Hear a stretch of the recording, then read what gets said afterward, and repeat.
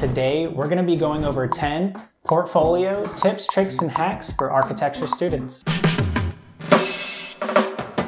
Let's get straight to the good stuff. My name's Christopher, and here at AltArch, we offer an alternative perspective on pretty much all things architecture and design. Check out this video up here, and I linked it in the description below. It's another tips, tricks, and hacks for architecture students that I think you'll probably like. If you want to hang out until the end of the video, I threw in another bonus tip that will probably save you a whole bunch of time.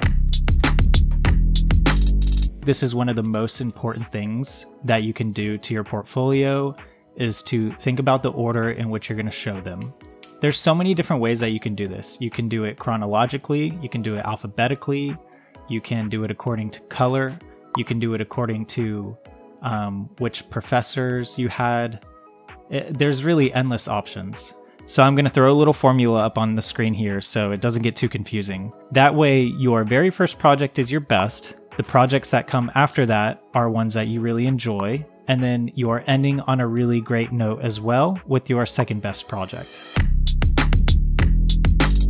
You know, the building phases are great because it shows your viewer that you actually understand that a building or a structure or your design is not simply a quick snapshot. It's actually something that could be very real. How you build a building actually really affects how it's going to look in the end. It's really great to have building construction phases somewhere in your portfolio. If you thought those tips were good, wait until you see these. I would say at minimum, you want 3 different scale images on every page. When you start having like 10 images on a page and they're all different sizes, it could be really messy and people aren't able to read what you're trying to communicate to them. It's like you don't want too many chefs in the kitchen all fighting for the same stove.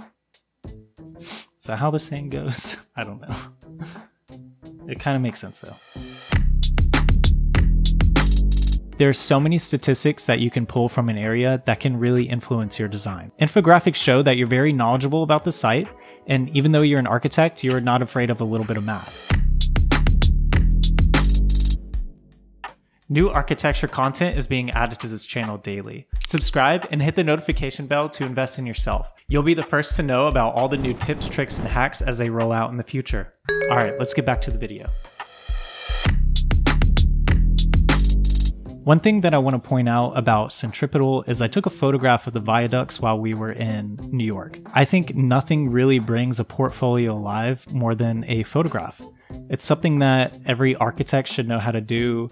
And if you don't know, it's good to go ahead and start practicing while you're a student or a young professional. A lot of architecture is about capturing the light, sculpting the light, molding the light, and the same goes for photography. And if you already know how to take photographs, go ahead and show off those skills. I would always try to start each project out with a description. Something clear, concise, and to the point. We're down to our last 3 tips and then on to your bonus tip. For my portfolio, what I did was I started with the introduction. The next page or 2 is the context to situate you somewhere in the world or in the universe. And then we go into the concept pages, which gives you more drawings and lets you know what the project is all about visually and graphically. And then finally, we go into construction, and that's the very minute and micro scale. So we're talking about joinery, we're doing plan sections, all kinds of details. So again, mine goes introduction, context, concept, and construction. All right, we got concept diagrams. People love concept diagrams. I would try to use them as much as possible. Conceptual diagrams are great as space fillers, and they also usually look good small as well as large on the page. But most importantly, they give really good information. And last but not least is tip number 10, and right after is your bonus tip. And the last image for each one of the projects in my portfolio, I wanted to do a full bleed image. Full screen images look really nice on large displays. And it's okay, be confident and show them off.